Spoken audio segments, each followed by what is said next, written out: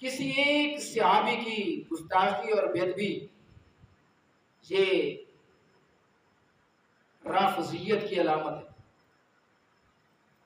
اور اہل سنت سے ایسے لوگ خارج ہوتے ہیں جو کسی بھی صحابی کے بارے میں اپنی گندی زبان استعمال کرتے ہیں۔ وقت کے بہت بڑے امام احمد بن حنبل رضی اللہ تعالیٰ عنہ سے پوچھا گیا کہ حضرت عمر بن عبدالعزیز افضل ہیں یا حضرت امیر معاویہ افضل ہیں؟ تو امام احمد بن حنبل رضی اللہ تعالیٰ عنہ آپ نے فرمایا کہ ہم صحابہ میں سے کسی پر غیر صحابی کو قیاس نہیں کر سکتے۔ کہاں صحابہ کی عظمت اور کہاں غیر صحابی۔ حضرت عمر بن عبدالعزیز تابعی، صحابی نہیں، اگرچہ ان کے بہت بڑے کارنامے، پانچواں خلیفہ راشد انہیں کہا جاتا ہے، ان کے کارنامے اپنی جگہ پہ، ان کا مقام اپنی جگہ پہ، لیکن وہ صحابی نہیں۔ اور حضرت امیر معاویہ رضی اللہ تعالیٰ عنہ صحابی رسول ہیں، فرمایا ہم غیر صحابی کو صحابی کے ساتھ موازنہ نہیں کر سکتے۔ اور حضرت عبداللہ ابن مبارک سے جب پوچھا گیا ام معاویہ تو افضل ہو ام عمر بن عبدالعزیز، تو آپ نے تو انتہا کر کے رکھ دی۔ فرمایا تم غیر صحابی کو صحابی کے ساتھ موازنہ کرتے ہو، فرمایا اللہ کی عزت کی قسم ہے، حضرت امیر معاویہ رضی اللہ تعالیٰ عنہ نے حضور علیہ السلام کی معیت میں جو اپنا گھوڑا دوڑایا، اس کے سموں سے جو غبار اڑی اور حضرت امیر معاویہ کی گھوڑے کی ناک کے اندر داخل ہوئی، حضرت عمر بن عبدالعزیز تو اس کا مقابلہ بھی نہیں کر سکتے۔ کہاں صحابی کا مقام اور کہاں غیر صحابی کا درجہ۔ اللہ نے صحابہ کو بڑی شان عطا فرمائی، اسی لیے تو میرے کریم آقا نے فرمایا لو ان احدکم انفق مثل احد ذهبا ما بلغ مد احدهم ولا نصیفہ۔ فرمایا لوگوں، تم میں سے اگر کوئی ایک احد پہاڑ کے برابر سونا اللہ کی راہ کے اندر صدقہ کرے، اور میرا کوئی صحابی ایک مٹھی جو یا آدھی مٹھی جو اللہ کی راہ کے اندر صدقہ کرے، تمہارا احد پہاڑ کے برابر سونا صدقہ کرنا میرے صحابی کی جو کی مٹھی کے برابر نہیں ہو سکتا۔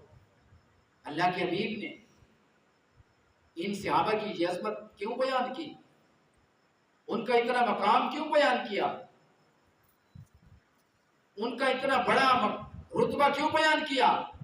حضور علیہ السلام نگاہ نبوت سے دیکھ رہے کہ ان قریب کچھ ایسے لوگ آئیں گے جو میرے ان یاروں کے بارے میں، میرے صحابہ کے بارے میں اپنی غلیظ اور نجس زبان استعمال کریں گے۔ حضور علیہ السلام نے اپنی مقدس زبان سے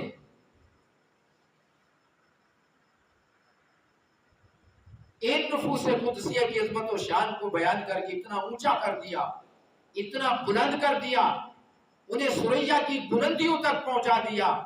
اب اگر کوئی بندہ اپنی غلیظ زبان استعمال کرے گا تو سننے والا سمجھ لے گا کہ یہ اپنی زبان کو تو گندا کر رہا ہے، ان نفوس قدسیہ کا مقام و مرتبہ کہیں بلند و بالا۔ اگر بروز شپرا چشم نبینت چشم آفتاب را چے گنا۔ شیخ سعدی فرماتے ہیں کہ اگر چمگادڑ کی آنکھ دن کے اندر وہ سورج کو نبی دیکھے تو سورج کی تابانیوں میں، اس کی نوری کرنوں کے اندر کوئی فرق نہیں پڑتا، سورج اسی طرح نور علی نور ہے۔ یہ چمگادڑ دن کے وقت باہر نہیں نکلتی، یہ کہتی ہے کہ یہ سورج کی شکل مجھے اچھی نہیں لگتی، اس لیے میں رات کو باہر نکلتی ہوں، دن کو باہر نہیں نکلتی۔ فرمایا یہ دن کے وقت اگر سورج کی تابانیوں کو نبی دیکھے، اس کی نوری کرنوں کے اوپر کوئی فرق نہیں پڑتا۔ تو گویا یہ صحابہ کے بارے میں اپنی گندی زبان استعمال کرنے والے، اپنی غلیظ زبان استعمال کرنے والے اور ان کی شان پر اعتراض کرنے والے یہ ایسے ہے جیسے چمگادڑ کی آنکھ. اگر یہ چمگادڑیں صحابہ کی شان کے اندر اپنی غلیظ زبان استعمال کرتی رہے پھر بھی صحابہ کی شان کے اندر کوئی کمی واقع نہیں ہو. رب کے حبیب نے جب ان کی شان بلند کی، ان کے مقام کو اتنا عرفہ اعلیٰ کر دیا کہ اب اگر یہ ان کے بارے میں کچھ کہیں تو ایسے ہے جیسے سورج کی طرف کوئی منہ اٹھا کے سورج کی طرف تھوکے تو تھوک اس کے اپنے منہ کے اوپر آئے گی، سورج تک اس کی تھوک نہیں جا سکتی. اس واسطے حاضرین محترم، ان ذوات قدسیہ کے بارے میں ہمیں اپنا عقیدہ پاک صاف رکھنا چاہیے. عام صحابی کی یہ شان ہے. سیدنا عثمان غنی رضی اللہ تعالیٰ عنہ کی ذات گرامی تو وہ ہے کہ جن کو ان کی زندگی میں سید عالم صلی اللہ علیہ وسلم نے جنت